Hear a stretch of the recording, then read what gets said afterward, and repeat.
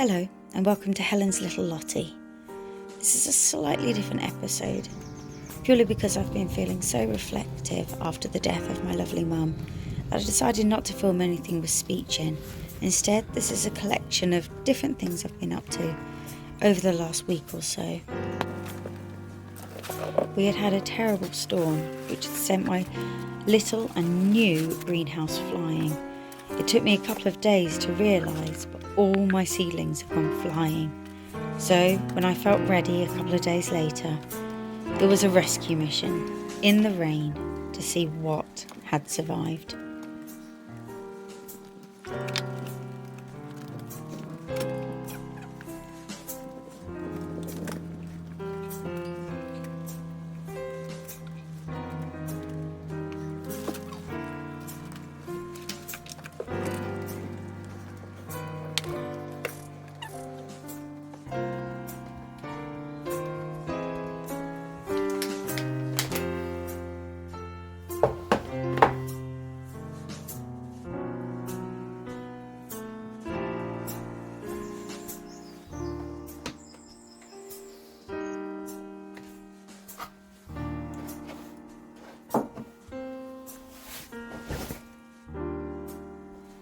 Before I could tackle anything, I had to make myself a nice cup of tea, or tranquility.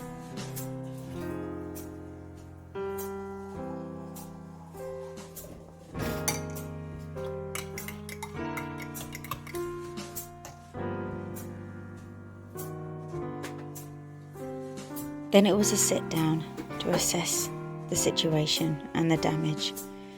To be quite honest, it all seemed very, very overwhelming, as well as incredibly disheartening. I didn't really know where to start. But as my mum would say, start at the beginning and finish at the end. So that's what I did.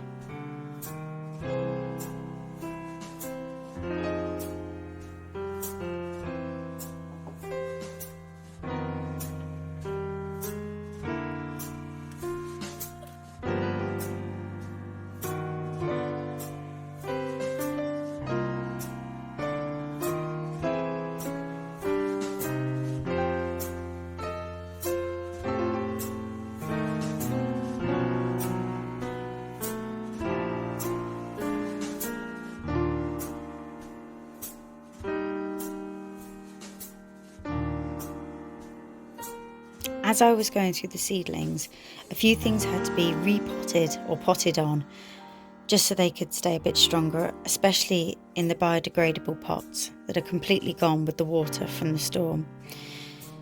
And what I did find was that virtually everything had really survived very, very well. The only thing I lost completely were my cucumbers. Some things were more damaged, some things needed a bit more of a rescue, but on the whole, it didn't actually turn out that bad.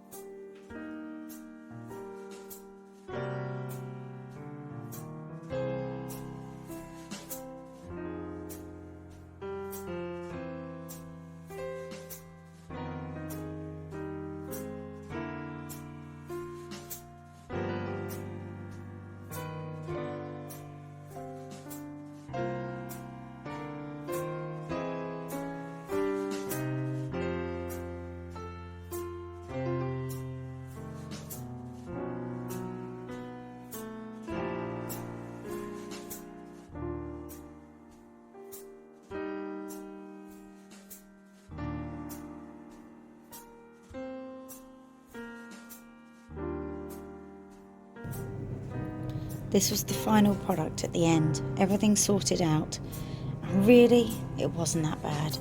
Some things would take 24 hours, 48 hours to see if they survived or not, but on the whole, once everything was sorted, the damage really wasn't that bad, and life does prevail. The next issue I realised I had to sort out was all the seed packets that were in the greenhouse were absolutely soaked through. Half of them were open, as you can see here, and the seed packets inside, or the loose seeds inside, were never going to survive. So I found some old paper envelopes and decided to transfer them in.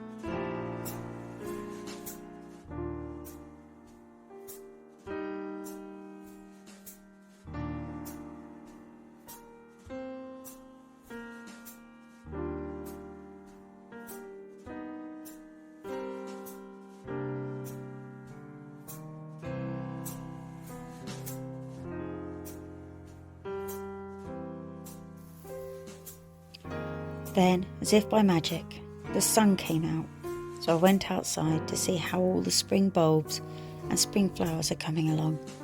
There's nothing like a bit of sunshine and some tete-a-tetes to make you smile.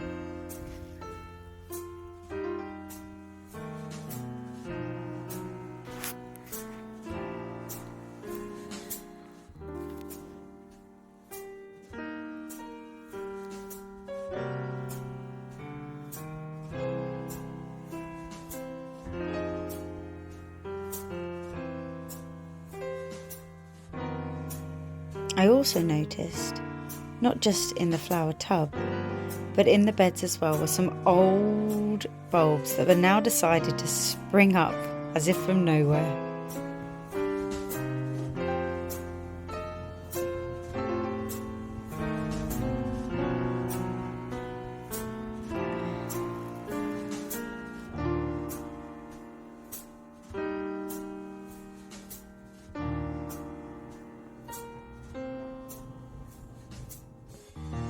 Then I treated myself to a quick trip to Home Bargains Garden Centre and picked up a few little treats.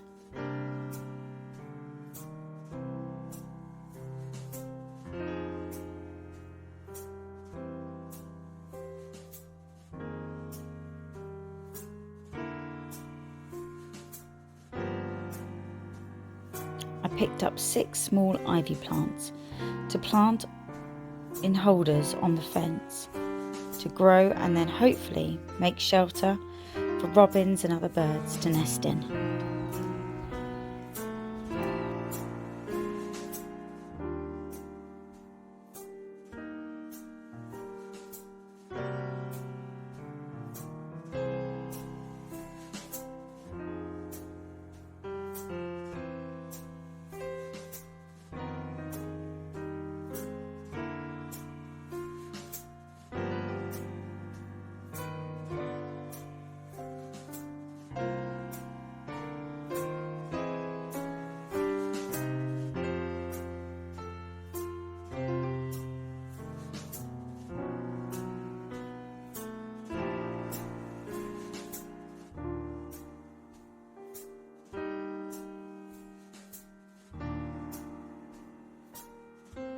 Unfortunately, it wasn't until after I'd filled all these up and planted the ivy that I realised each of the tubs needed to have drainage holes put in the bottom, which was a bit of a mucky job to do, but I'm glad I realised so that the ivy doesn't get drowned.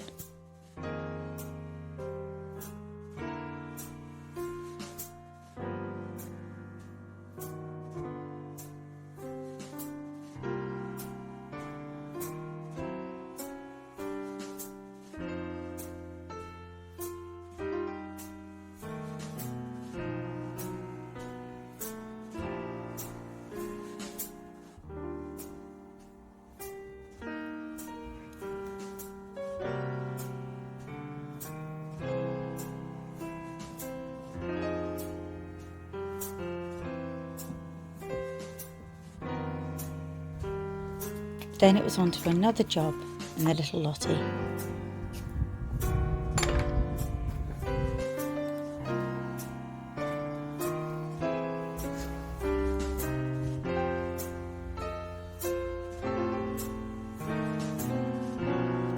I was so pleased to see so many little shoots of carrots and parsnips starting to come up through the earth.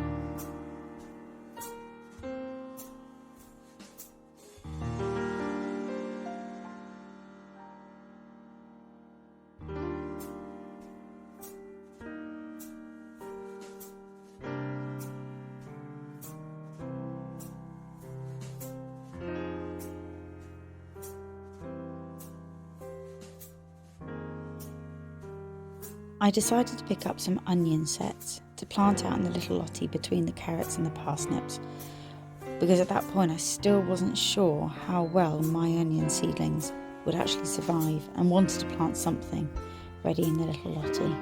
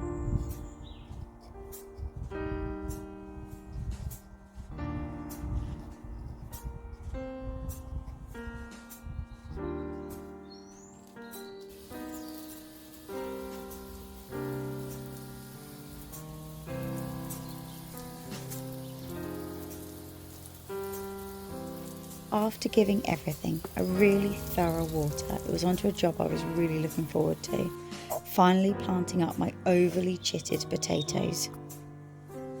They had been chitting for probably about 5 weeks by this point, much longer than they needed to, and were absolutely ready to be put into my potato sacks.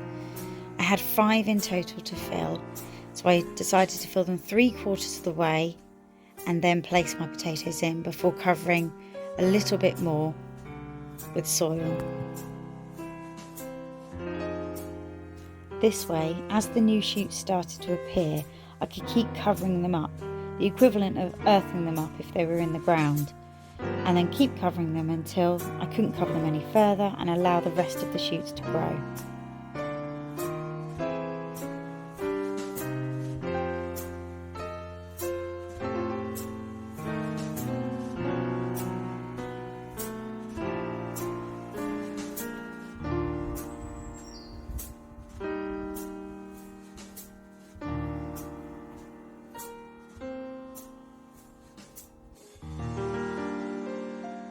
It's a good idea to water the chitted potatoes before you put them into the ground, or the sacks in my case. This way you can avoid over-soaking the soil that they're going into.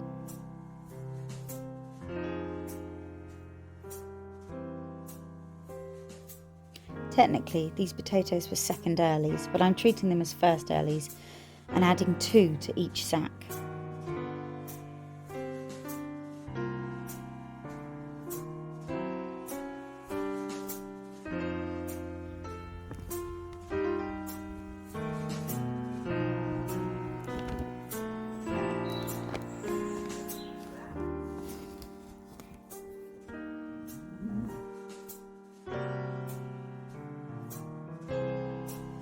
On Mothering Sunday, my family and I headed to Dobby's in Milton Keynes.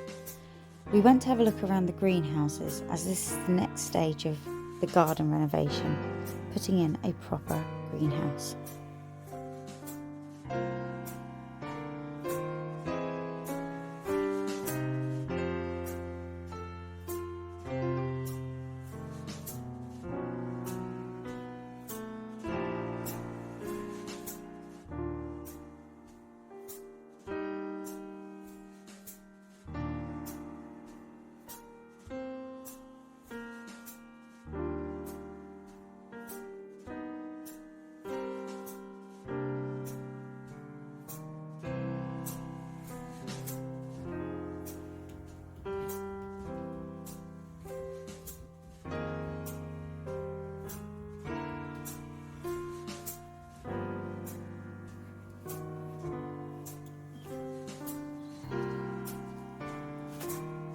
I decided I wanted to put up the lovely gifts I got for Mother's Day.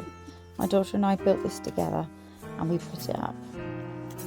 It's a squirrel feeder, but hopefully the birds will enjoy it as well.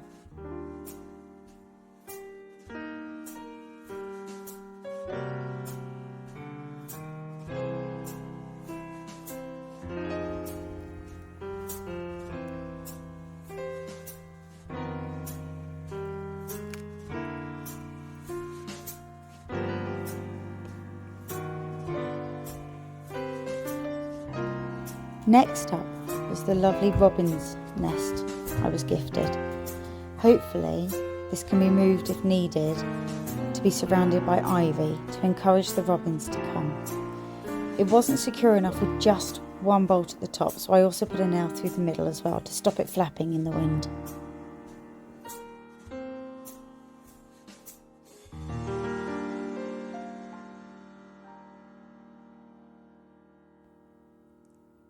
And then lastly, I was finally able to replace the makeshift hedgehog house I'd put out the front after finding a hedgehog in our garden a couple of times in late winter. We built this out of a kit, added some dry leaves, put the brick slips around just to keep it in place, and then placed it back under the hedge at the front of the house.